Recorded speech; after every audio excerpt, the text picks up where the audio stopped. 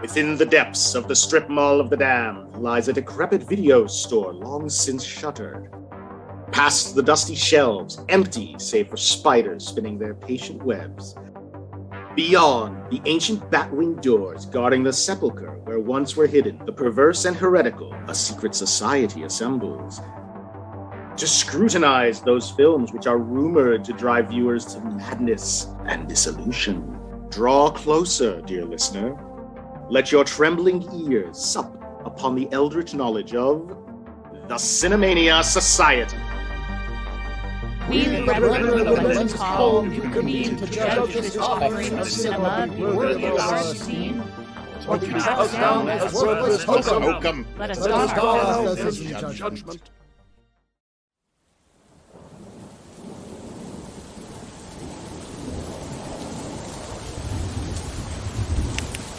What I did on my holidays.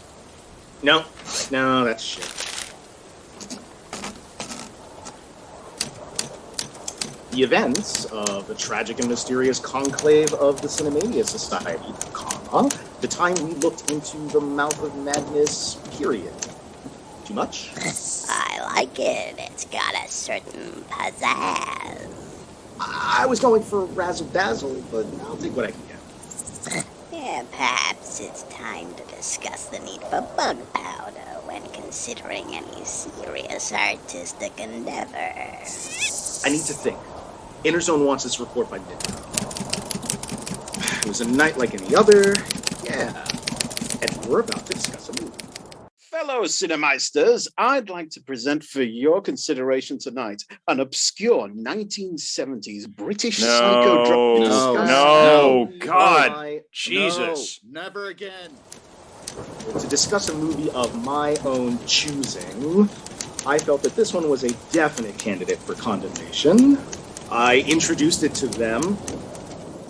Listen, guys, okay, here we go. In the Mouth of Madness. This is great. This is one of the first really psychedelic what's movies. this? Come Are on. you kidding me? That piece of shit? I couldn't make heads or tails of that. No. That is the worst. No. Even for John Carpenter, that's bad. I was sure the others would go along. So, get this straight. Okay, so it's got Sam Neill, but he's not researching dinosaurs. He's going like bug fuck crazy. All right. I like it. Holy shit, this is like a Lovecraft, but like done by John Carpenter? Hell yeah. Yeah, no, this is what I'm saying. Sounds crappy. Wanker. Nah. Even Zacharia liked the idea. But, I love Stephen King and John Carpenter. What could go wrong? So, shall we continue? I'm for it. Okay, yeah, let's go ahead. All right. I always agree with Zacharia. Andy is my best friend. We have to have something playing on the screen of the restricted room. They even let me be a Pontifex of Presentment for a change, even though they don't trust that I'm not going to give them something laced with bug powder. Welcome, brethren and sisters, to this conclave of the Cinemania Society. Please be seated. And welcome to our listeners, to whom I will now issue this warning. We, disciples of the Cinemania Society, have studied the mysteries of the motion picture and meditated upon the silver screen for many years. Therefore, we have become inured to the films we scrutinize, or we've just mainlined them too much, which may contain hazards unsuitable to young and sensitive ears. As such, we advise anyone listening to do so with discretion. Guard your ears carefully, lest you develop a severe and irreversible case of Cinemania. Present at our conclave tonight are Sinquisitor Ethan, keeper of the lenses. I am here. Professor Andrea, scholar of San Francisco. Yes. Scrutinizer Zacharia, guardian of the door. What's past is prologue. And Verifier Andy, master illuminator. Past is prologue. And we'll see who else we can rope in occasionally for tonight. I am Profligator Daniel, cognoscente of Epicuriosity. I will be serving as Pontifex of Presentment for tonight's subject of scrutiny, John Carpenter's In the Mouth of Madness. Brother Ethan will act as Master Castigator for this conclave. Certainly. I cannot wait. Brother Ethan, present the charges. Charges against In the Mouth of Madness include doing an inception without a permit, exceeding the limit of maximum 3 stories within a story, criminal underuse of Sam Neill, criminal overuse of Sam Neill, willful and knowing casting of Charlton Heston in a film with neither Simians nor Soylent Green, contributing to the ongoing megalomania of Stephen King, being a flagrant patchwork ripoff of horror novel tropes with malice aforethought, suspicion of being a heavy metal version of Groundhog Day, failure to include synth within a John Carpenter soundtrack, expecting us to believe that an insurance investigator would have a sense of humor, or really any personality whatsoever, BDSM elder abuse, being a terrible tease for 90s monster effects, any of which honestly would have made for a better film, and tentacles. Did you hear that? Tentacles? There's tentacles all throughout this film. I'm shocked. Tentacles? Is there 10 tentacles? I swear this film had more tentacles than Arotsuka Doji had. Legend of the Overfiend didn't have as many. And not one single schoolgirl criminal. Thank you, Brother Ethan. And I was feeling a little tired, like I needed a break, so we jumped into ads. Brothers, shall we open the door to sponsorship? Why not? Yeah. If we must.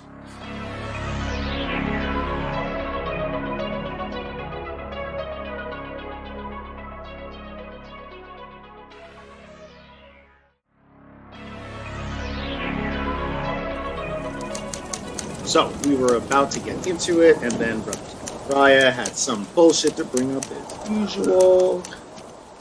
And fellow Inquisitors, before we start, Scrutinizer Zacharia has some society business announcements to make. Okay, you primitive screwheads, listen up. Whoever took the tinfoil out of my fez to warm up their baked potato, that was incredibly fucked up. Might have been me. Without the tinfoil lining in my fez, you know that I am vulnerable to being possessed by the ghosts of this video store. This time, the ghost of Murray the manager got to me, and that sadistic bastard made me watch every single Michael Bay Transformers in a marathon. All of them, including the fucking Bumblebee spinoff. You know That's one of the whole lot. Do you know what it's like to be stuck behind your own eyes, screaming silently into the CGI never-ending desiccation of your favorite cartoon from your youth? Oh, gods. Lords. No. Whoever took that out of his fez needs to return it immediately. I've already done that. Look, I know Cinemania affects us all differently. Be it my possessions, Inquisitor Ethan's disappearing, reappearing accent. What accent? I have no idea what you're talking about. Keeper Daniel's obsession with his creepy Clark Nova bug typewriter. I'm not obsessed. Clark Nova is just misunderstood. Seriously, I can stop using it anytime I want. We got the professor talking in tongues. Tarantino, Bachman, Pluto Nash. Or the rest of you lunatics with your weird fetishes. Well, I think I got off easy. I don't think so. It's your turn to give Methuselah his meds today. Oh, but he's a biter. And Andre, by the way, Andre got left on a forbidden planet the last conclave after getting drunk on Kentucky bourbon, and he missed his flying saucer because he was on a bender with Robbie the robot. So we're going to have to drag the Interocitor out of the Subbasement 5 to contact him for this week's conclave. Wait, we have an Interocitor? Yeah, it's buried under old copies of The Adventures of Pluto Nash and Ishtar. Oh, in the hazardous waste bin. Get Brother Methuselah to drag it up in. Oh, but the elevator is broken. It's 10 flights of stairs. Don't be lazy, you withered old sandwich. Oh, very well. I don't appreciate withered. And lastly, if listeners of our conclave from other chapters want to ask us questions, please email us at insert email address, and we will try to answer your questions during the next conclave. That's all I got for now. Insert email address? Really? I don't keep track of these things, man. It's the Cinemania Society at gmail.com. I just want everyone to know I handle the dating advice. Bring your own bug powder.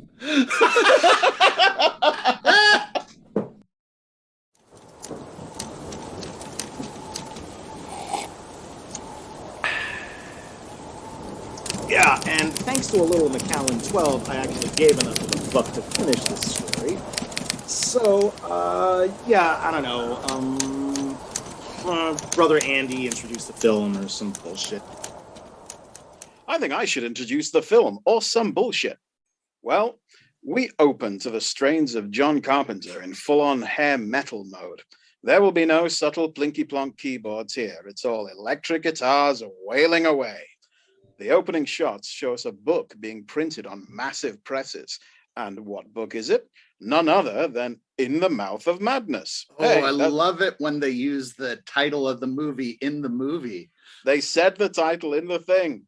Yeah, it's like when Luke Skywalker said, I'm really tired of all these Star Wars. That was my joke from 2 episodes ago.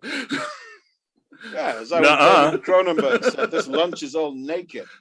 Oh, very efficient, but what could it all mean? Well, we cut to a charming seaside insane asylum. Seems like we start a lot of our movies this way. A new inmate is being delivered. He insists that he's not crazy, which is probably not what you want to be screaming at the top of your lungs while being bundled into a padded cell by burly orderlies. Sounds completely plausible to me. Yeah, it would. Sounds like Friday night to me. I believe it. You got the tinfoil nicely nestled in that fez, right? Yeah. Character actor John Glover is running the place, and you can tell he's kind of prissy and tightly wound by his bow tie and almost Eraserhead style haircut.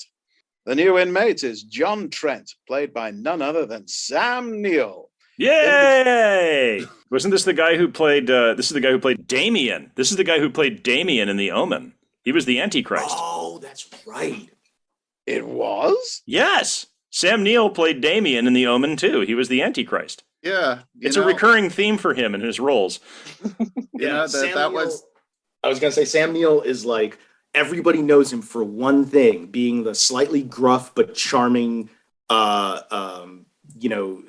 dinosaur doctor from Jurassic Park, and everything else is psychopathic. Well, that's why everything went to shit at Jurassic Park, because you don't send the fucking Antichrist to Jurassic Park. Speaking of shit in the Antichrist, The Omen 2 was the first movie I ever saw that had butt sex in it. So it's almost as if Sam Neill was thinking about what movies he could be in, but not about what movies he should be in. Didn't they originally want Tom Selleck or something for Jurassic Park? Harrison Ford. Okay, that was enough of that tangent. Then Andy got back to describing the movie for us. Well, in between insisting very calmly that he is not crazy, he suffers from horrifying visions of blood and death. So totally not a nut job, right? Well, Sam Neill is visited by some kind of a therapist played by the criminally underused David Warner. Now, by this time, Sam has had a time to do a little decorating. He asked for a black crayon, and he's used it to cover the walls and himself in crucifixes. He explains... It looks like Trent got mobbed by a satanic kindergarten. Yeah, kind of. Indeed. No, but I thought most kindergartens were satanic, weren't they? At least that's what they told us in the 80s. And this is why in Jurassic Park, he just likes to try eviscerating all those little kindergartners with the talon from a velociraptor. See, it all makes sense. It all ties together. It was definitely a learning moment. It's all the Sam Neill extended universe, yes. The MCU, yeah, or SCU. He explains that even though he's totally sane, he has decided that actually the nut house is the safest place to stay, and he wants people to leave him in here. You see, the world outside is going straight to hell, and Sam Neill knows it. He rather graciously agrees to explain himself. And from this point on, we're seeing a flashback where Sam is telling us just how things got to this point. Story within a story, number one. You see? You with me? I don't know. There's no cricket in this one, so it's hard to follow. Well, he's pulling a Douglas Adams here, isn't he? Isn't he, where he's setting a sign up outside the asylum that says the interior of the asylum, and he goes into his cell, and it's the outside? Kind of, yeah. That was in So Long and Thanks for All the Fish, wasn't it? Yes, as I said, he pulled a Douglas Adams. Anyway, carry on. Well, some time before, Sam used to be a freelance insurance investigator, whatever the hell that is supposed to mean. And how does this even work as a business model? Anyway, Sam's job is to investigate insurance fraud, for any insurance company that might need a hand with that. As you know, insurance companies are known for being super trusting and easy to fool, and so they need a lot of outside help from hard-boiled freelance investigators. It tracks. Yes, hard-boiled insurance investigators with a very, very thinly disguised New Zealand accent. Yeah, it's all As an expert in thinly disguised accents, I can tell you. The more hard-boiled you are, the bigger your shoulder pads are on your suit in this one. In a scene that doesn't really matter to the movie, we see that Sam is good at his job. He solves a fraud case by proving that a businessman burned down his own warehouse for the insurance money. Sam is the kind of freelance insurance investigator who will track down your mistress to take pictures with a telephoto lens in order to prove you have given her a stolen fur coat. It's all incredibly film noir. After doing such a good job, Sam's insurance company contact offers him a fresh new gig, and they discuss it over coffee in the charming little Cafe of Madness, which has, and this is important, a massive window looking out onto the street. A publishing company has lost their best author. He disappeared mysteriously without producing his latest manuscript, and Sam's job is to find out if they're on the level or whether this is all some kind of con. One of those publishing cons where authors are whisked off into the ether. It happens all the time. Haven't you heard? I believe that must have happened to Stephen King at least 4 or 5 times. No, he got to J.K. Rowling. No, Stephen King got hit by a car. But did he, though? Haven't you ever read Christine? Talk about car irony. Was driven by Dean Koontz. Well played. But you do have to say there is a significant, striking irony of him writing a novel about people committing vehicular homicide in a car, and then him getting hit by a car 20 years later. And then he wrote that into a book, made it really important in the Dark Tower series.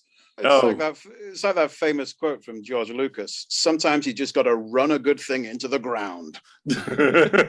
Now that's pod racing. While they're discussing the author, a hugely influential horror writer called Sutter Kane, a rather unhinged-looking fellow, walks across the street outside and quite calmly destroys that big window with an axe. Towering over Sam Neill, he asks, "Do you read Sutter Kane?" before being shot by a couple of cops who, I don't know, just happened to be in the cafe at the time. This was the most unbelievable thing to me, that the cops would actually risk themselves to do this. Innocent times, the 90s, innocent times. Yep. This was before the Supreme Court ruling that basically said that cops didn't have any legal obligation to protect the public or risk themselves at all in any way whatsoever. Please, we're here to discuss fantastical works of unbelievable fiction. Don't bring that kind of nonsense into it. Truly unbelievable. Sam visits the publisher. The big chief of the company is played by Charlton Heston, so you know these are serious people. He introduces his sexy replicant sidekick, a young lady called Styles, and they tell Sam that Sutter Kane simply vanished. The last person to have any contact with him happens to be his agent, who was none other than the crazy axe guy from moments before. Dun, dun, dun. Shocking. Must have needed to ask him a question. All right, perhaps it's time for another ritual cleansing of capitalism. We shall all get out the tools and... You know what I was thinking? We haven't talked about Brother Methuselah in a while. Yeah. Did someone mention me? Yes, Brother Methuselah, it's time for your cleansing bath of capitalism. It's kind of like a mosquito dip. All right, grab him. No, come here. Hey, he's a fighter. He's a fighter. my ancient limbs. Oh, careful, he's got... Oh, Oh, goodness. He's got his teeth are coming out in the bite. Ow, I get you. You got me again. Damn it, I'm gonna need a rabies shot again. I regret nothing. I don't think he has rabies. He may have one rabies, but not the entire set. Gotta catch them all. Are we ready for the bath? I brought the toaster.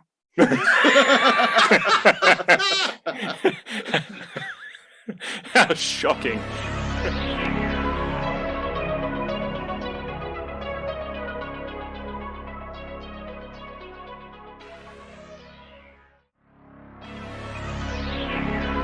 Brother Zacharia, shut the door on sponsorship. It turns out that reading Sutter Kane's books can make you a little twitchy. Sam reckons this is all nonsense and resolves to find Sutter Kane. Sam is a total cynical bastard, and Stiles suggests that if he wants to get a handle on Kane, he should read some of the books. Sam agrees, but only because he's totally into her. It's actually a little bit gross how he is all, why don't we discuss it after work? Fortunately, Stiles is a replicant ice queen and never stops working.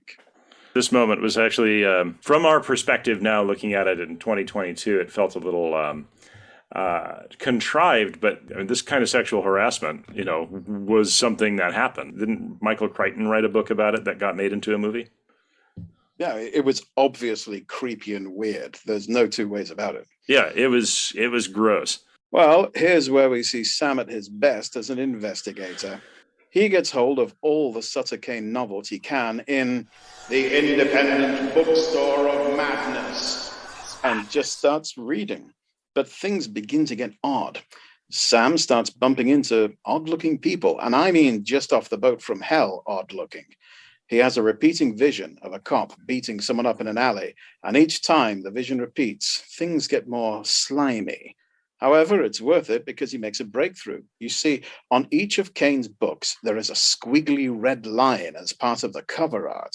Sam cuts the covers off the books and rearranges them. The lines meet up.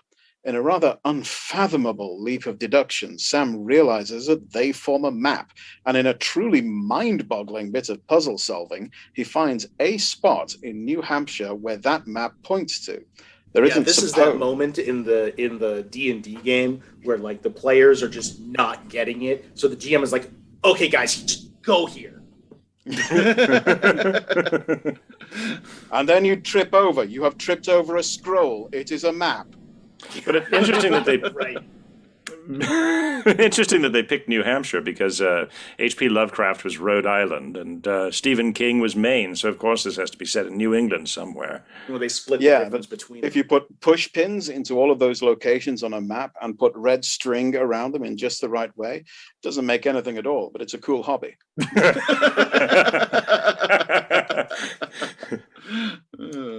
Well, there isn't supposed to be any town there, but Sam wants to see for himself. Charlton Heston agrees and sends Stiles along to go with him, for backup or something. Well, those replicants are actually like superhumanly strong. Yeah, and apparently she just goes wherever he sends her without question or complaint because it's the 90s. It's like my buddy. My buddy, wherever I go. My kick, murder squad, replicant. More human than human is our motto. Yeah, they're not quite all the way there yet. She's just a little bit uncanny valley. Not quite Nexus 6 level. Yeah, That's more a really Internet unkind Explorer thing to say 5. about that actor. Who played Stiles again? Oh, it was the same actress who played the lieutenant commander on Babylon 5. Oh, shit. Her name, yeah. I have it down here, Julie Carmen. Yep. Now, to be fair, she's not doing a bad performance. Her character is deliberately written to be a bit weird and unsettling, but she does come across as distinctly odd in places.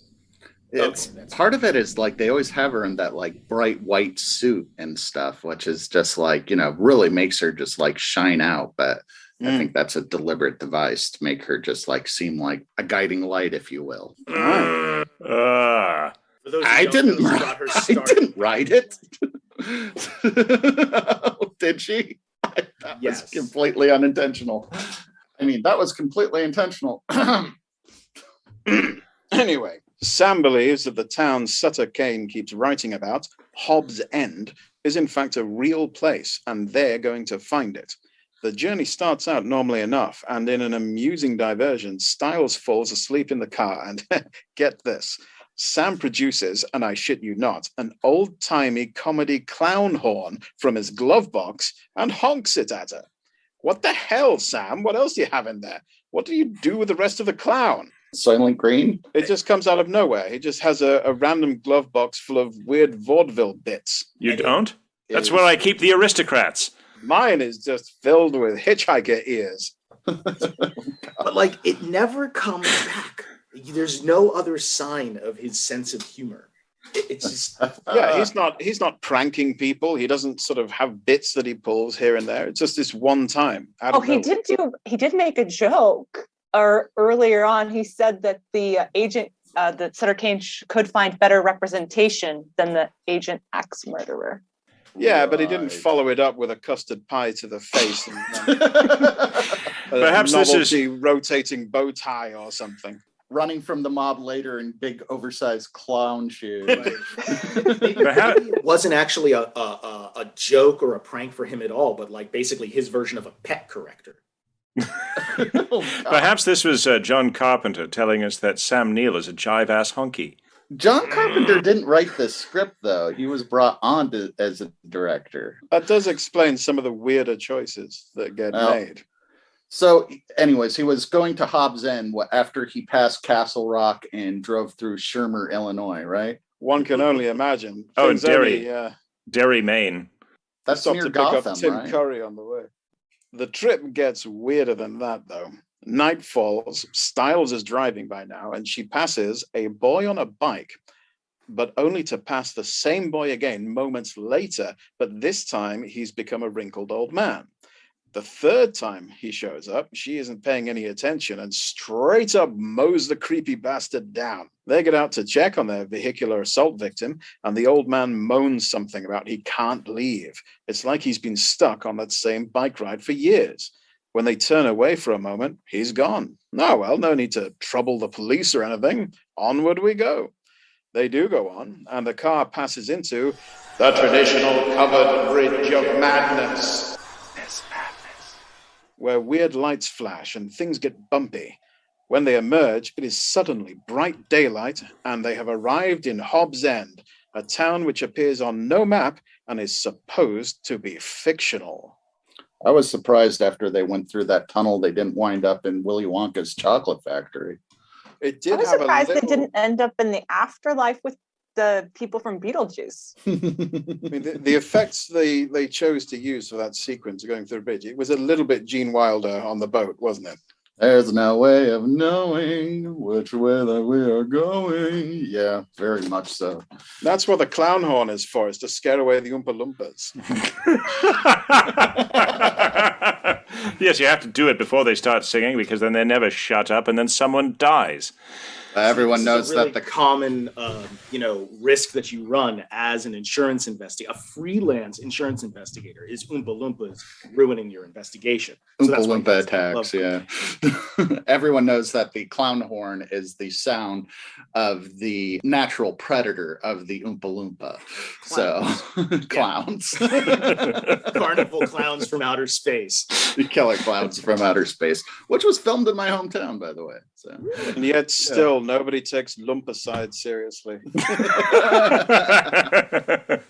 I mean, No one's mentioned the crime of defacing several book covers. Maybe that's why he went insane. Oh, yes. Yeah, stripping a book. That is a crime, isn't it? It's his book. He can choose to do whatever crazy fetishy thing he wants to. Not here in America. Are we not going unless to he live in a burns it. world where a man can't do any weird, freakish thing he wants to his own library? That's not a world I want to live in. Oh, well, look, whatever goes on between consenting book and the person reading it is entirely between them. Well, Mine that's are the all 90s. leather bound. Oh, goodness. Of course they would be, wouldn't they? Come on, Daniel, I'm tired. You've been fingering me up all afternoon. Don't call it that. It's typing. What the hell? Maybe it is time for a little bug powder, just to take the edge off. Come back next time for the thrilling conclusion of Madness! Who are you talking to? Oh, shut up.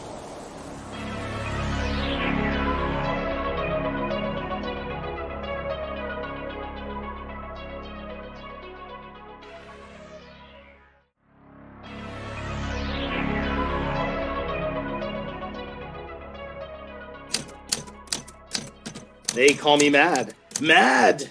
But I knew we had to go on.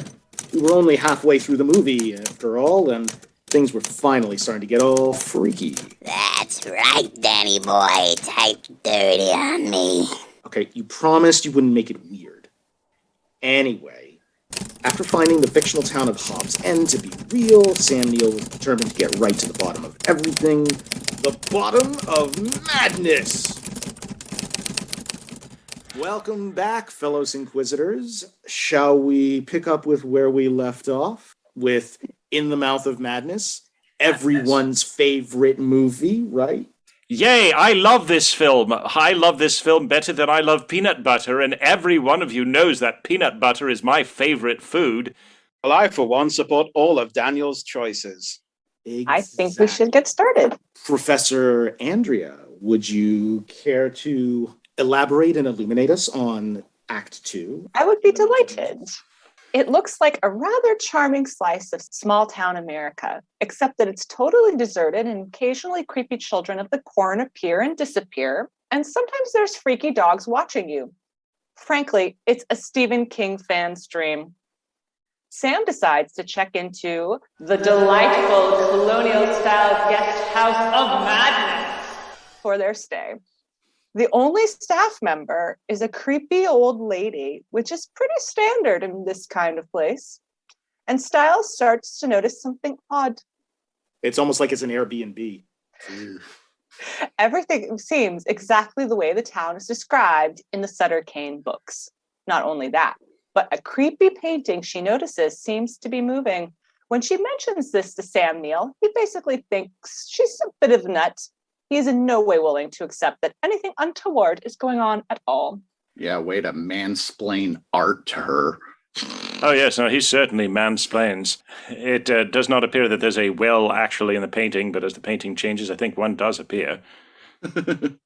So wait, if you're mansplaining reality, does that make it gaslighting? Yeah. Well played. Just checking.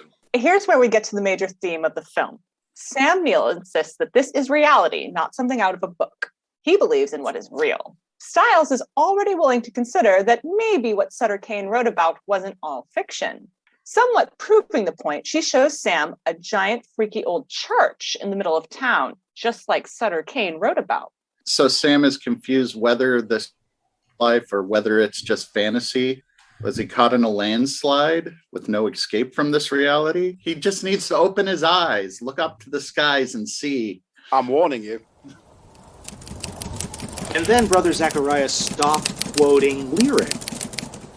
Now, that was an actual church. The Cathedral of the Transfiguration is in Toronto. The Canadian city of Markham, actually, just north of Toronto. It's a real place, and it is one of the weirdest looking churches, but they did get a real place for the film. It looks like it's a set or a miniature or a model or something, but no, it's a real thing. So wait, are you saying that Sutter Kane wrote Toronto? Yes. Yes, that's exactly what I'm saying. So this small town had a large open field outside of town, and they just thought, you know what that needs? Right there in the middle of nowhere, a gigantic Gothic church filled with horrible imagery. And onion domes. Fucking onion domes. Well, Markham does rhyme with Arkham. Oh, God. Oh, you're right. Oh, yes, no. I had not put that together. I mean, I'm a bad H.P. Lovecraft fan. Thank you. Oh, my God. They decide to check it out. In the Kane book, this church is a seat of some horrible, malevolent cosmic power. You know, freakish, betentacled horrors just waiting to invade our reality. The whole deal. The weird happenings continue to happen, weirdly. The bunch of weird kids run past, and then a group of enraged farmer types with guns arrive to remonstrate. They appear to believe that Kane is in the church, and that he has stolen one of their kids, which is not the sort of thing that is really acceptable in the community. Also not your standard writer behavior. Not really, no. Suddenly, in the church doorway, Sutter Kane himself appears, and it seems that he can summon angry dogs at will because a load of them appear and attack the locals. This isn't what you'd call a warm and friendly church, more the abandon all hope ye sinners kind of thing. No, it was more of a Mr. Burns kind of thing. After all that whole bunch of nonsense, Sam is furious. Back at the hotel, he insists that this all has to be an elaborate hoax, and Styles admits it. This was supposed to be a publicity stunt, but it's gone wrong. There was never supposed to be any of this eldritch nonsense. When is there ever, really, though? That's why she's so convinced that something greater is going on. No less than the end of the world, just as Sutter Kane wrote it. Surely the answers are in the missing new manuscript. Sam Neill is not having any of this bullshit, of course, and is going to get out there and find some answers. So that does explain it. I was wondering earlier, it's like, okay, of all the characters to be like, wait a minute, reality is warped, crazy bullshit's going on. Like Styles is so cold and logical, and well, she's a replicant, right? That like of all the people to be like, hey, something supernatural might be going on here. It's like, really, her?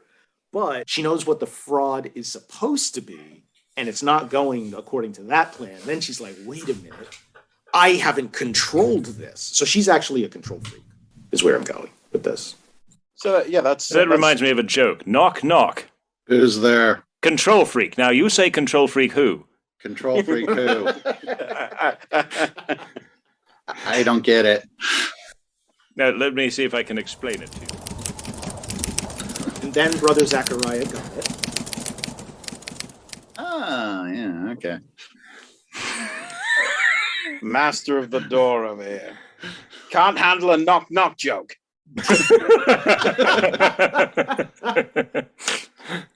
I'm more of a knob kind of guy.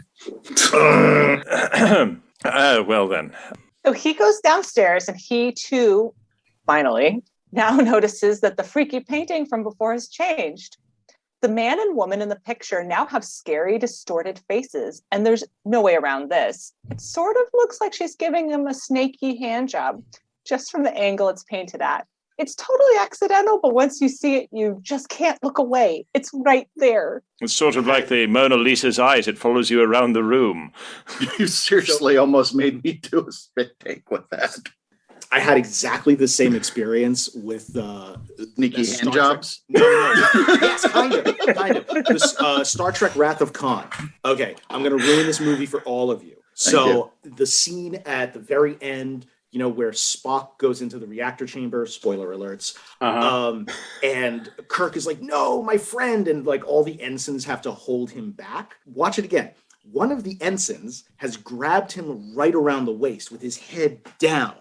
So it absolutely looks like he's giving like Kirk like a comfort hummer right then and there, like to alleviate him from the loss and grief of losing his friend. Right? No, seriously, it is, and it's this gripping scene. Everybody thinks it's the best scene in all of Star Trek ever, right? But now you're gonna watch it again, and it's fucking ruined. Brother Daniel, you've introduced us to some horrifying flights of fantasy and phantasmagoria in your time in this society, but that's really up there. You're welcome. I thought you were going to say something about sounding involving CT eels, but No, that's no, you've exceeded that. Starfleet might be in space, but it is technically still the Navy, so. Oh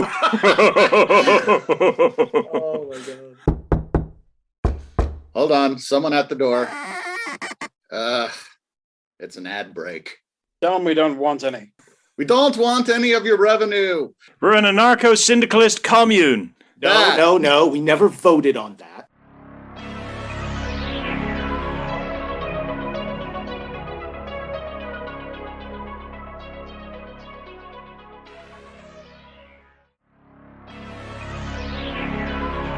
Okay, I've made the ad break go away.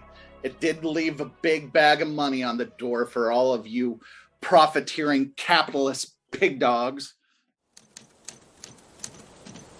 And no one noticed when Inquisitor Daniel pockets all the ad revenue to buy more bug powder for his favorite typewriter.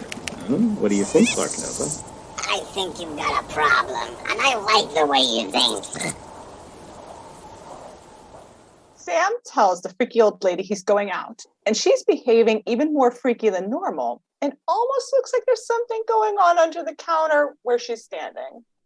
Stiles rushes out and steals the car, which distracts Sam, so he never notices that the freaky old woman has, for reasons which are unclear, a groaning naked man handcuffed to her ankle. Shit, it's like one of those hotels. Like I said, Airbnb. She's living her best life, man. But is he? Could be worse. It could be hostile. It's one of those hotels where you don't ask questions and don't make eye contact. And don't hit anything with the black light. Sam has just about had it with all of this nonsense and goes for a walk. It's night, and he's trying to put it all together in his head. He's still sure this is all some kind of trick. He goes into the quaint local bar of madness for a beer. And in walks one of those angry mob of farmers from before. But the guy is looking kind of scratched up, from all the dogs. He relates that Cain has let something out, which took the kids first and is now working on everyone else. Sam still isn't buying it. And you know who that guy is? The farmer. He's the warlock. It's Vigo. none other than Wilhelm von Homburg himself. Oh! Vigo the Carpathian. Oh my God. Vigo. Ghostbusters 2. The right. painting from Ghostbusters 2. That's him. And he's a story in and of himself. But that's a story for another time. Cut to the creepy church, and Stiles is walking up. Apparently, she's decided to go and see Sutter Kane for herself. She has a brief interlude with a crowd of creepy kids, who by now are looking quite slimy and hellish. I don't know about interlude. That's more like an inter-obscenity. Oh, come on. That's reaching. Bird play. Around. Reaching around. Oh. Like an You both ensign reached around and you shook hands at the back. reaching around harder than an ensign around Captain Kirk. Pretty much. Sorry, please do continue. They have that whole creepy supernatural vibe, which kids pull off so effortlessly. The church is about as welcoming as any Byzantine structure lit with actual burning torches. Wait, no, flamethrowers. In wall sconces always tends to be. Inside, Sutter Kane is waiting, typing away at a desk next to a creepy dog. They do say you should set aside personal space to do your writing, and for Sutter Kane, that space is the basement of an abandoned satanic nexus of unfathomable evil. He's pretty relaxed about it all.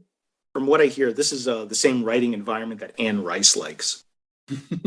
Liked, past tense. Sutter Kane shows Stiles a creepy, pulsating wooden door, which appears weirdly sweaty, and claims that the creatures beyond had been telling him what to write all this time, and giving him the power to make it all real. That's nice of them. By this point, Stiles is looking a little hypnotized by the raw sexual magnetism of Jürgen Prochnow in a chunky 90s turtleneck sweater. He shows her the manuscript and it glows with raw power, forcing her to see flashes of weird violence, just like Sam Neill did in the prologue. Stiles is Past his prologue.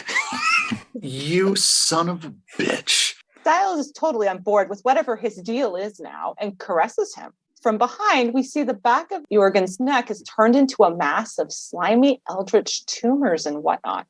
Some with actual faces. But don't worry, that will neither be nor explained or ever referenced again. In the hotel, Sam is starting to lose his grip. First, Stiles arrives completely mashed out of her gourd and ranting.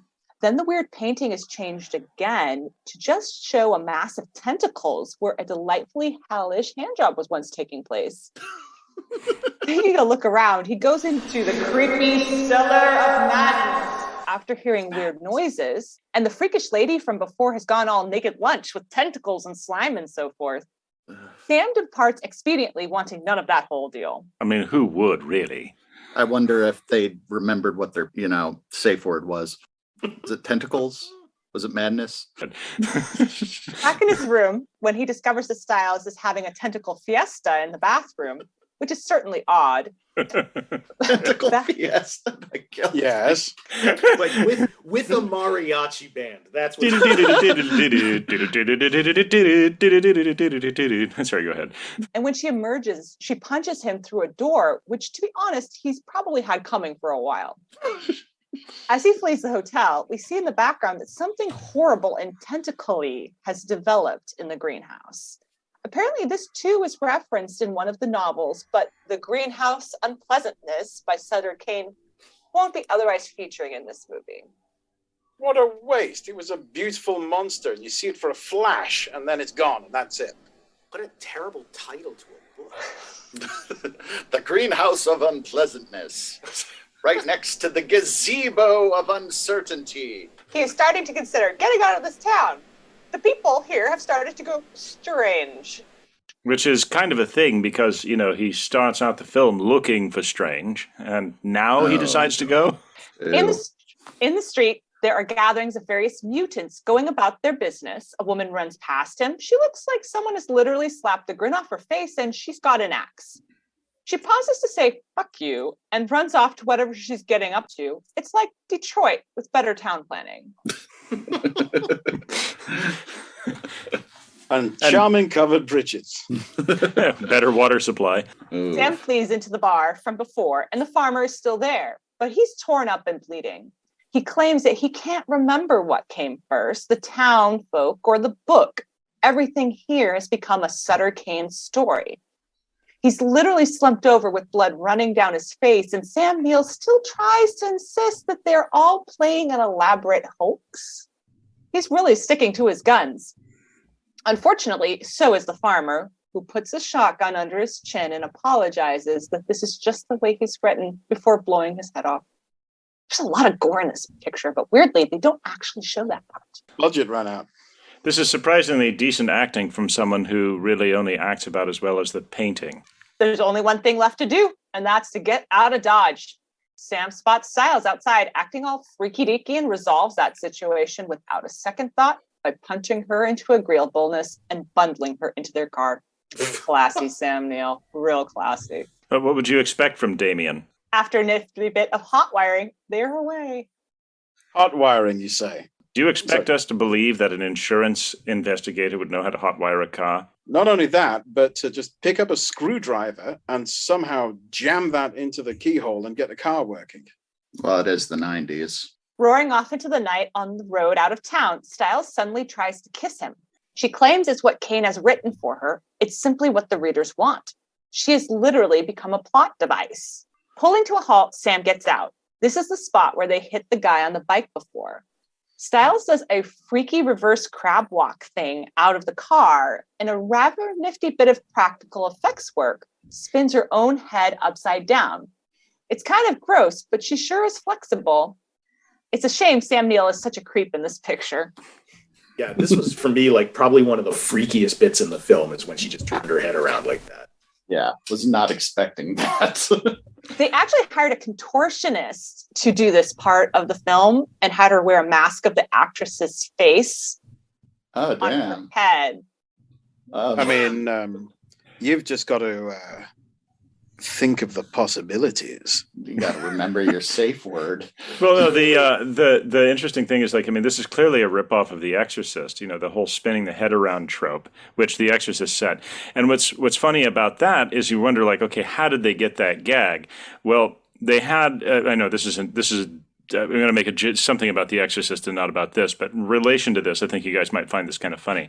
I read that apparently they made this animatronic doll where they had the head spin around on an axis. They had it on a rheostat, but they wanted to make sure that it would be actually scary. So they went out to a Georgetown street and they set the doll in the back of the car, and the effects guy laid on the floor with the rheostat. And anytime somebody came walking by the car, he would start turning it so the head would track whoever's walking by. And just when they started to pass it, he'd crank the rheostat up so the head would start to spin. I love special effects, guys. Yeah. So Professor Andrea, so now the contortionist, so the contortionist was actually able to turn their head like that, and they just put a No, the contortionist did the crab walking, but they had a mask of the actress's face.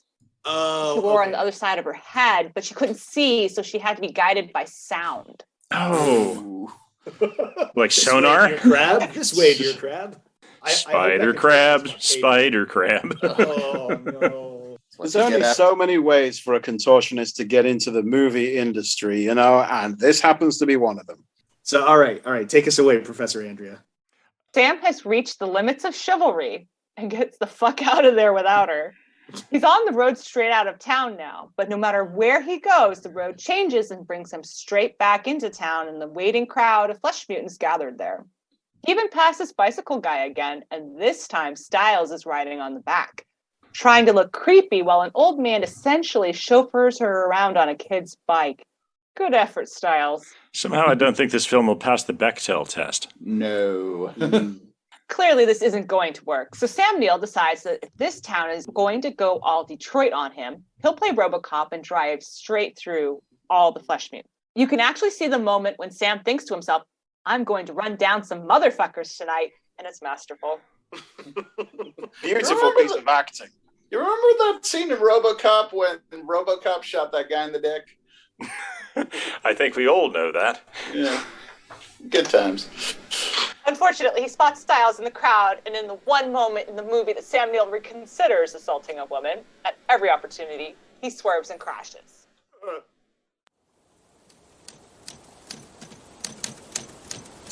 Things were starting to get crazy. There were flesh lumps, tentacles, screaming. Oh, what screaming. I could barely hear the movie, which was also getting quite strange by this point. Yes, you need to gain some perspective, Daniel. You need to put things in their proper place. Do you know what the proper place to put bug powder is? Don't say it. It's you're in the mouth of madness, Danny boy.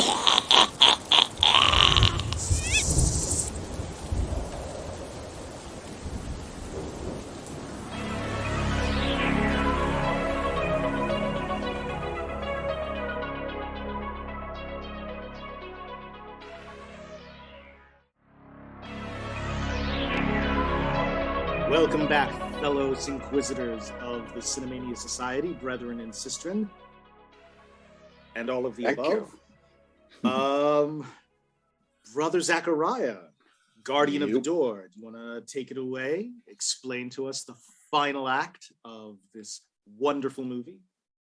This is a wonderful movie, and I would love to. Sam wakes up in an old school confessional box. How did he get there? We don't know. Maybe they assembled a porta confessional. That could be what the woman with the axe was up to. Anyways, Sutter Kane is playing the part of a priest here and enjoys a long rant about eldritch nightmares from beyond and the ways of religion has failed to understand and the anatomy of horror. You know, the usual Sunday school stuff. My rabbi used to talk about this all the time. Oh, yeah. You had an awesome rabbi. Yeah, Leviathan 538, right? Most importantly, he reveals the plan. Dun, dun, You dun. see, if a critical mass of people start to see reality the way he sees it, then the world itself will start to agree with him. It's an interesting thought experiment, but it does rather depend on the idea that cheap paperback horror novels have the power to inspire deep personal revelation. And if you're on board with that thought, then maybe you're Sutter Kane. Think about it. Clever. Postmodernism, the book. I have some thoughts about this, but I'll reveal them when we get to judgment. Postmodernism, the board game. Death of the author. Postmodernism, the flamethrower. This was actually a really interesting tangent. They went off on this for several minutes. Yeah, I think this was like what the guy who was smoking, and then decided to write, got into his brain and then went, this would make a great script. This really reminds me of that meme, the one that has Winnie the Pooh and Tigger. Don't eat that poo, you're eating recursion. Postmodernism in the, what is it? Oh, damn it, that joke would have worked better if I remembered what... Postmodernism is? No, it's shush. I know what postmodernism is. What's it called? 10 Acre Woods or something? Oh, yeah. All right, Consider we'll try that yourselves blessed for not having to take a postmodernism class. again. I practically majored in postmodernism. I love that shit. Sam Neill is still bravely trying to say it's all a con. Sutter Kane takes him to his special little writing nook and gives him the finished manuscript. because it's the full manuscript. Because it's time for Sam to do the job he came here to do. Heyo. He reveals the final horror. Heyo. Sam Neill is a character in the book too. Sutter Kane wrote him for one purpose: to bring the manuscript back to the publisher and so spread this weirdness into the world at large. Now, to be fair, the entire postal service exists to do exactly this kind of job much more effectively. But Sutter Kane prefers the personal touch. He even handwrites his manuscripts on a typewriter. What a pretentious dick, writing on a typewriter. I mean, anyone who uses a typewriter has to be the hugest prick. Anyhow, Sam refuses to go along with all of this, and Sutter Kane finds that delightful. I mean, think about it. A freelance insurance investigator? How would that even work as a business model? The threads of Sam's life comes apart like a cheap jumper in the claws of an angry toddler. Okay, yes, I get your point, Clark. Very funny. Now stop writing my fucking story. I'm just trying to make you see the world for what it is. Everything that's taken place has been Sutter Kane's writing all along. Sam doesn't believe it, but then maybe that's just because he was written not to believe it. But maybe that's just what Sutter Kane wants him to think. But maybe he only thinks that because the Eldritch Horrors wanted him to write that Sam would think he would believe that. Oh, my fucking head hurts. Okay. A long tunnel has appeared, and Kane says it leads back to our world. The sweaty door is pulsating strongly, and Sutter Kane cannot hold them back any longer. In one of the most visually striking shots, Kane appears to tear the scene open, tearing reality like a sheet of paper and leaving a gaping void where the door and he just stood. In fact, it's literally paper where the edges fold over. We see printed words, the words of the very movie. Beyond the tear is darkness, and there's something horrible in it. Sam runs as they start to come through. He is being chased by horrible, moist, tentacle-bearing, slimy, nasty things. I have seen the future, and it glistens damply. Sam falls over while running, which is what you get for insisting on looking cool with a cigarette while investigating all that fraud. And he wakes up in broad daylight outside. The tunnel has indeed led back into the real world. Sam has no problem hitching a lift, and he's chucked that manuscript away. I'm sorry, but that just stretches my suspension of disbelief to the breaking point that Sam Neill would be able to hitchhike that easily. It was the 80s. As if no one else had ever seen The Omen 2. All right. He winds up in a cheap 90s. You're telling me if you saw Sam Neill hitchhiking on the side of the road, you wouldn't pick him up? In 1995. In 1995. Yeah. 94. It was still the early 90s, which actually are just a giant mass hallucination from the late 80s. So, it didn't actually happen. We all know this, right? You'd hit the gas and you'd keep on pressing until the carpet crunched. Hey, I actually managed to hitchhike well into the 2000s. And you turned out fine. And I'm no Sam Neill in the looks department. That's all I'm saying. Well, that doesn't explain the tinfoil feather. Well, I wasn't wearing it back then. I hadn't seen this movie yet. He winds up in a cheap motel, and it does not seem like things are getting back to normal a bit. However, the skinny teen at the front desk tells him a package has arrived for him. And wouldn't you know, it's the manuscript. See, Sutter Kane knows how to use the post like a goddamn normal person when he wants to. Sam decides to threaten the kid, demanding to know who brought the package. The kid's large, angry father steps out of the office, and Sam decides to stop with the threatening, like a real man. So after burning the manuscript this time, Sam hops on the Greyhound-style bus. He's stuck next to some old bat who wants to tell him about Depression-era New York, where bodies were stacked 2-3 feet off the curb. Suffering something of a depression era on this long-ass bus ride, Sam nods off and dreams that Sutter Kane is there. Sutter Kane isn't angry. He's just disappointed. He just wants Sam to understand that he's become the new god now. So that's nice. In another interesting visual, he mentions to Sam, "Did I ever tell you my favorite color is blue?" And when Sam jerks awake suddenly, everything is massively color graded blue. It's a neat touch that really works, and Sam screams his head off, but then he wakes up again. It was a nightmare within a dream. Regardless, Dream Kane has made his point. And this is a great rehash of an old horror movie trope. They do this joke a couple of times where he wakes up from a nightmare and then that's also a dream. So the dream within a dream within a story within a story. Oh, the jump scare, but you're still dreaming thing. Yeah. Yeah, I don't jump even scare, know but how you're many not dreaming. deep we've gone. You know, the kids in the hall made a whole like sketch about that. Yeah, I feel like we need to have like a counter we can show people of like, this is how many levels in we are at the moment. Like, you had the peanut butter dream again. Yes, we are doomed. Sam looks up the town of Hobbs End at some kind of information bureau and is told, rather rudely, I might add, that there was never, ever, ever, ever, ever, ever any town by that name. In worse news, he goes to the publishers to try to prevent the book being released, only to be told that he had given them the manuscript months ago. It's already out. Furthermore, Charlton Heston has now never heard of Styles, his replicant secretary. Sam is upset. He had come to quite like her. She's not a replicant. She's made of people. Made of people. Charlton Heston fans will get that joke. All right. Not only is the book out, a movie's going to be made. And Sam basically spirals from this point. The book is a massive hit. There's a queue around the block at his local bookshop. Remember, this is the 90s. And in a final insult, the cover even has his face on it. Sam confronts a harmless book-loving member of the public and straight up axe murders him. I guess just because the nice man is bleeding from the eyes that have one extra pupil than they should, creepy though it may be, polychoria is a disability. Google it. Nice one, Sam. I don't know that I believe that a bookstore would have a line out and around the block. I just don't know that I buy that.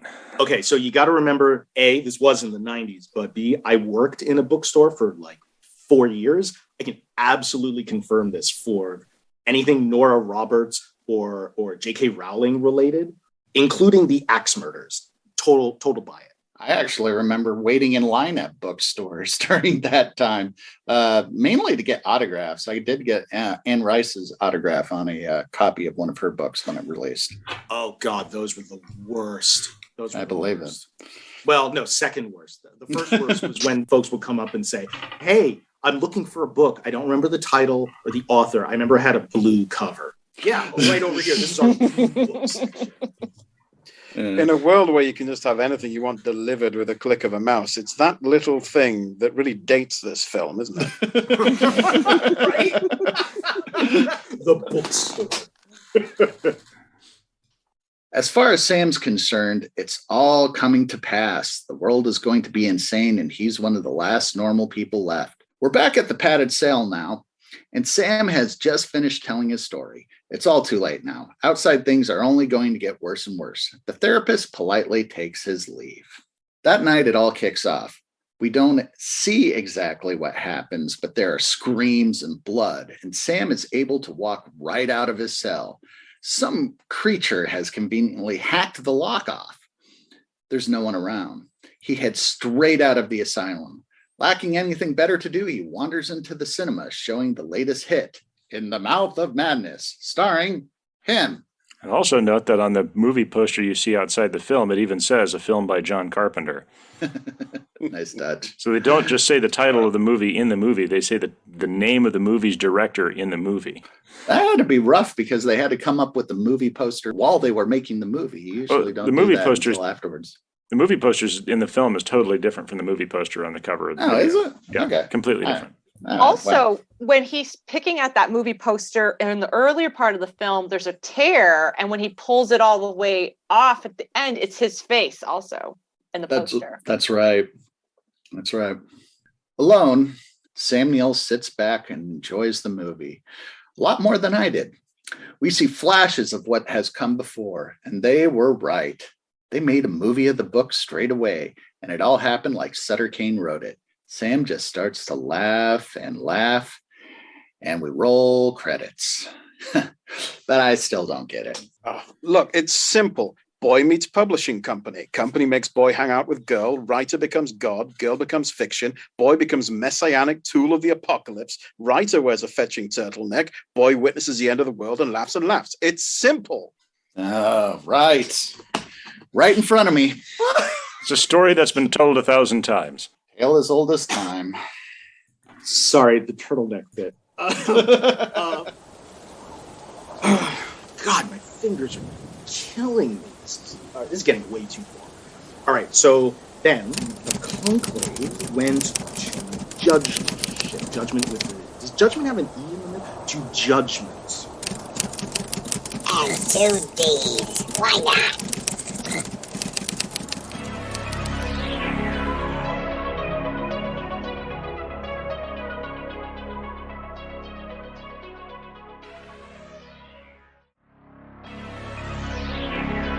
But if it's time for us to go to judgment, then I have some thoughts I'd like to share. So it's clear that Sutter Kane is a shitty author. Oh, yeah, absolutely. Absolutely. Like this guy... The turtleneck alone proves it. I think they're definitely making a dig at Stephen King here. From the snatches of prose we hear in the dialogue, all the pat horror devices we see used all over Hobbs' End, all the lazy storytelling tropes. Chief among them, the vast yet vague evil that exists without any goal or method, but still somehow infects the town and its people, making them evil. Kane's not a spectacularly shitty author, though, which would be its own special kind of entertaining. But, he's a lazy, mediocre hack. If it weren't for people going insane and bleeding from the eyes, there'd be absolutely nothing special about Kane's writing whatsoever. And like I said, well, this representation of Kane is almost certainly a dig at Stephen King. It's possible that John Carpenter could be using the character's mediocrity to be making a subtle joke, commenting on the banality of evil. I mean, we all know Carpenter's a smart guy. But even if he's making that comment, there are so many other things going on in this film all at the same time that any subtle observation like that gets completely lost in the noise. To that, like, the mediocrity of Sutter Kane's writing, the acknowledged mediocrity of it, is in fact a commentary. It may not just be on the banality of evil, but also kind of the repetitiveness and banality of the way we imagine evil, and we imagine it as these like monsters and this and that, as opposed to what evil generally really is in the world, right?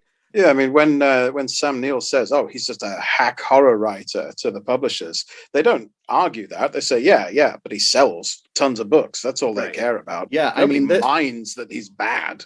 Yeah, I mean, this predates the whole like Twilight series, but oh my God, talk about something that was super popular that was just horribly written, man.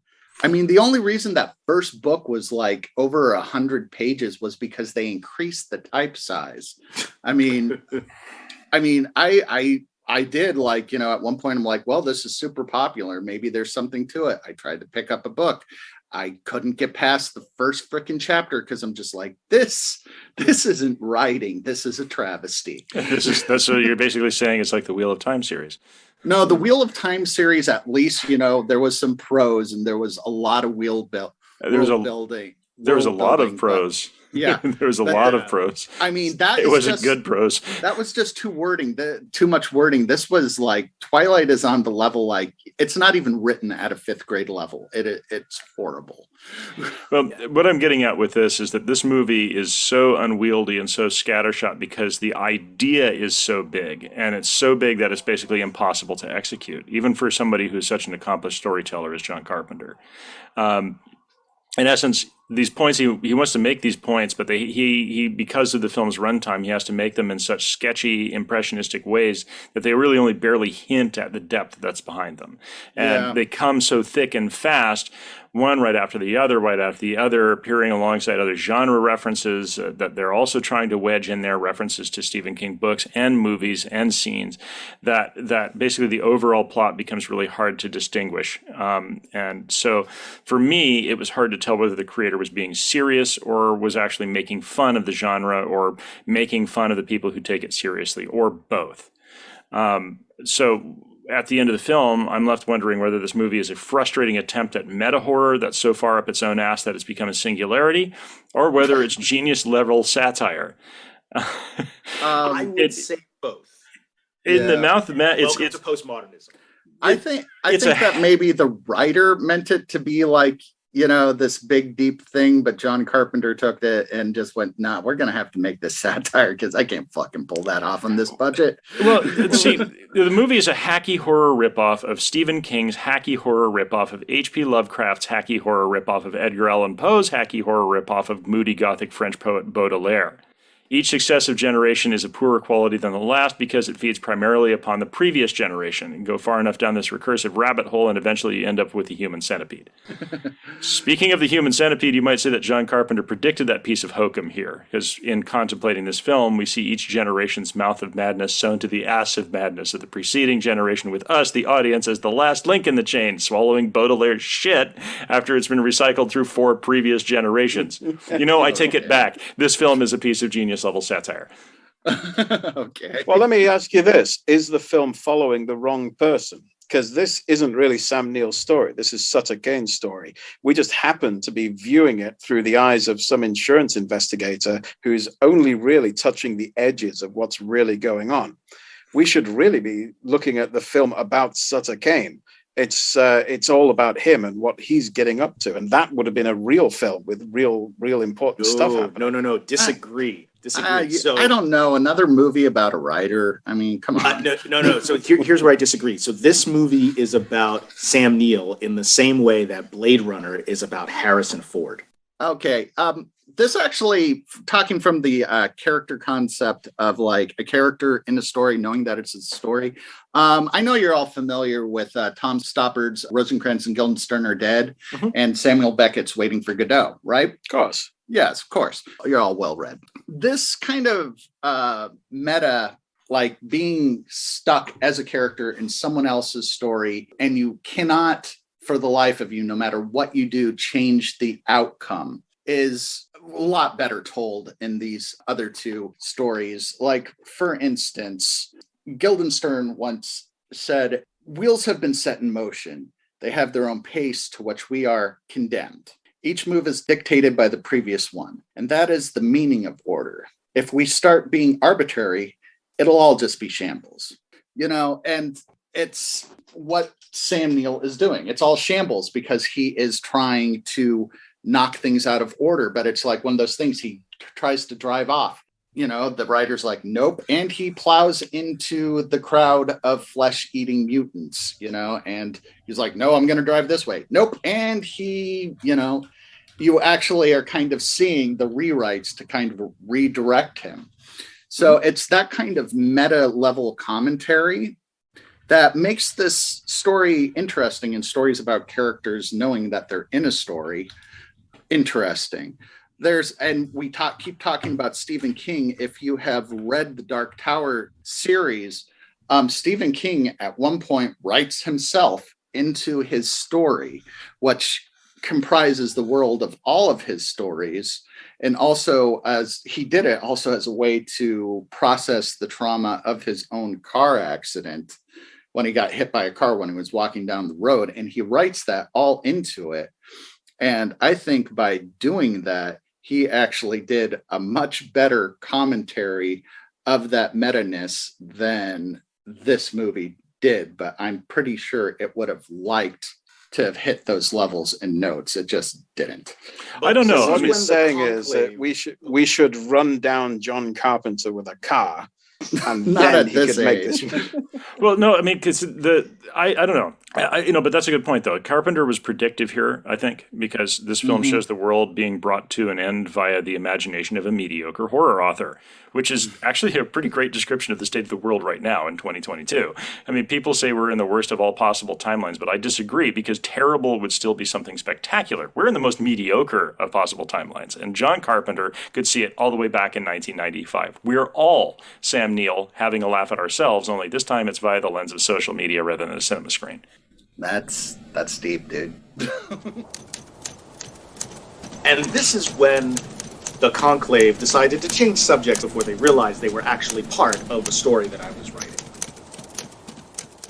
I just wanted to say that I think that the Conclave is doing a disservice to the amazing special effects houses, K&B Effects and ILM, who to this day people really applaud their work in this movie as being standing the test of time, considering it was made in the 90s. That's a huge compliment. And the amount of effort and 12 weeks, for example, took for K&B to create all the practical effects for the film. Like, I think that's doing them a disservice not to recognize that. I'll give it up for K&B, but I mean, ILM, nobody's heard of those guys since the 90s.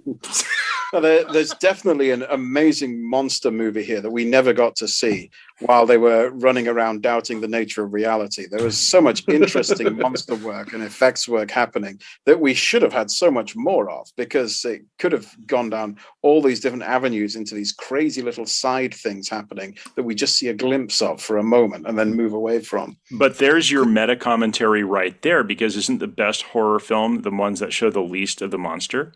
The ones that show the monster the least. There's the ones that people remember that the monster is the most horrifying. So in this case, the monster movie we wanted to see, we only saw little fragments of. Though I think the professor's right. Like, could you imagine, right, an entire Sutter cinematic universe of like more movies, each one a different Sutter Kane, like the greenhouse of unpleasantness and the gazebo of death-defying deathliness and like all that shit. Like every single monster that we see Sam Neill getting chased by down that corridor is like a different goddamn movie. That would be great. Yeah, right. Yeah. No acting, no story, no script, just the monsters eating people for an hour and a half. Monsters eating people. That would certainly be something.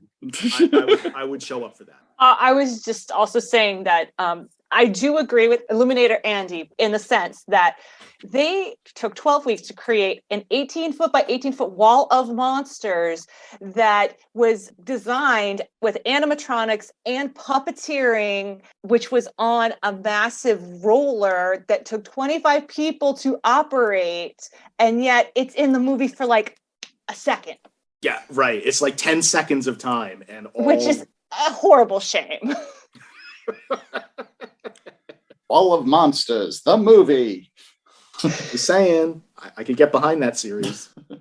Also, one of the heads of this K&B, Greg Nicotero, during the filming, this monstrous practical effect rolled over him, and he was sent to the hospital during production with a leg injury. Ooh. Dang. And that's going to be a fun one to explain to the doctors in the emergency room. You'll never believe what ran into me today. Telling a story about a story where he was telling a story about a story.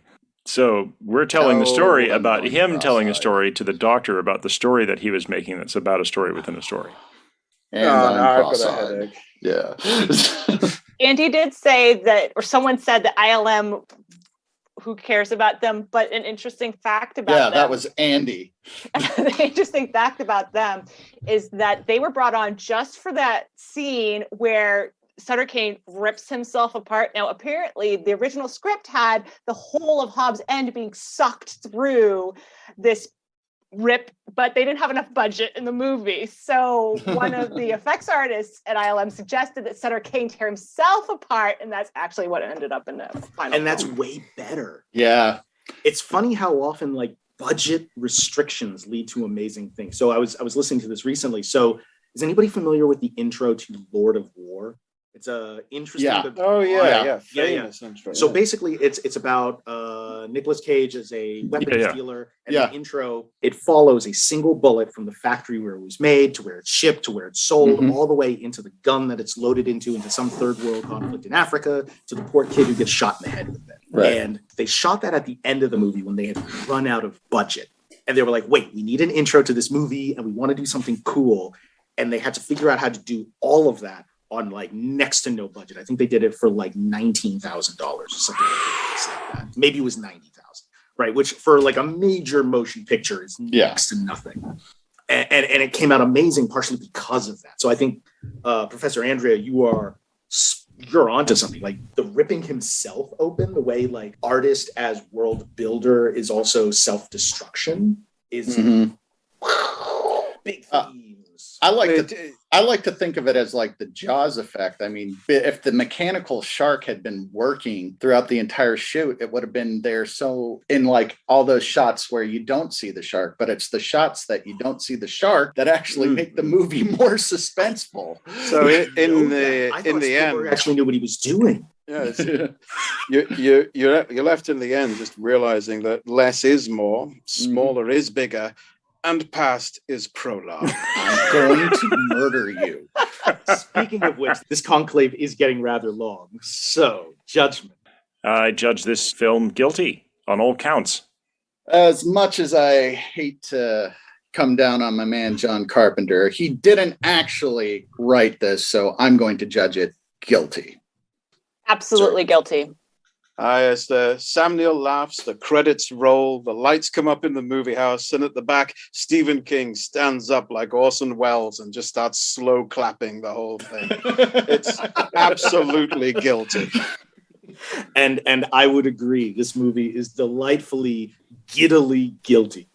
So you're saying we've swallowed what was in the mouth of madness? Oh, Jesus Christ. Are you saying it's past the lips of madness? Over the tongue. Round the tongue of madness. Down the throat of madness. No, just make a note. I wasn't making a sex joke there. That was just...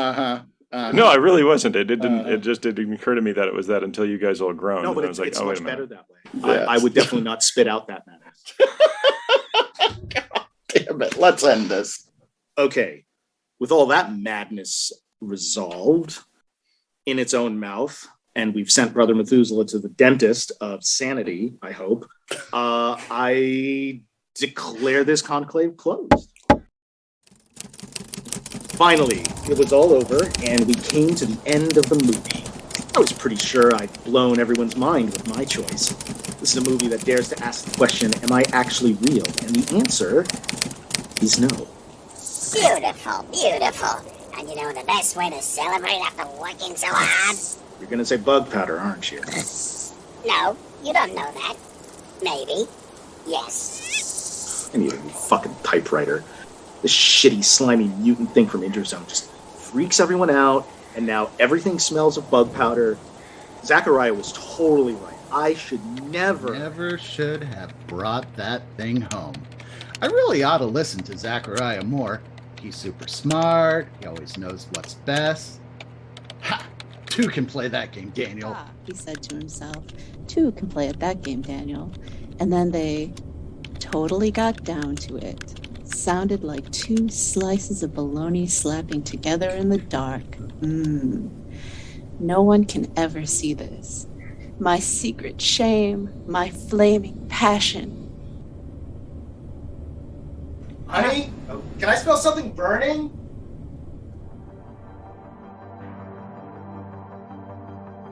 That episode of the Cinemania Society featured Daniel Scribner, Andy Slack, Andrea Palladino, Zacharia Burks, and Ethan Ireland. Written by Andy Slack and Daniel Scribner. Produced, mixed, and mastered by Ethan Ireland. Graphic design by Andy Slack. Music by Carl Casey at White Bat Audio. Visit our website at thecinemaniasociety.podbean.com and check out our social media feeds. We're on Twitter at TCS_Cinemania. If you liked what you heard, please rate and review wherever you found us. Mention us on social media, or find us on Ko-Fi to throw us a few bones. We love to make fun stuff for folks, but it isn't free. Anything and everything helps. Coming soon, the Cinemania Society will be creating pieces of video media, short films and the like. So stay tuned, Cinemaniacs. The Cinemania Society is a production of the Cinemania Society, LLC. Fucknuts.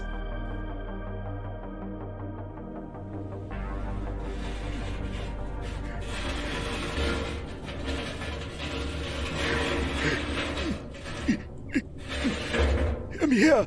I've got it. I did what you asked. I got the Interocitor up the 10 flights of stairs from the hazardous waste storage basement. It only took me an hour and a half. Brethren? Brethren? Oh, fiddlestalks and conflamery. They've already adjourned the conclave.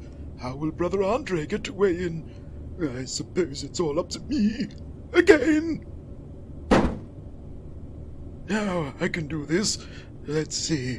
First, align subspace this bit here, yes, to Altair 4. Yes, and now for the psionic wavefront attunement. Him. Ground control to Brother Andre. Ground control to Brother Andre. 9,287 bottles of beer. Wait, hang on. Pass it around. 99,280. Shush.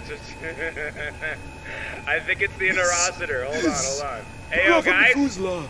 New brain, who dis? But seriously, though, Brother Methuselah, is that you? Copy, Brother Andre. What was that? Oh, no. The chumps. I must have forgotten. The cannibalistic humanoid underground mutant people have gotten loose. Again. I must hide. Hey, Brother Methuselah. You alright?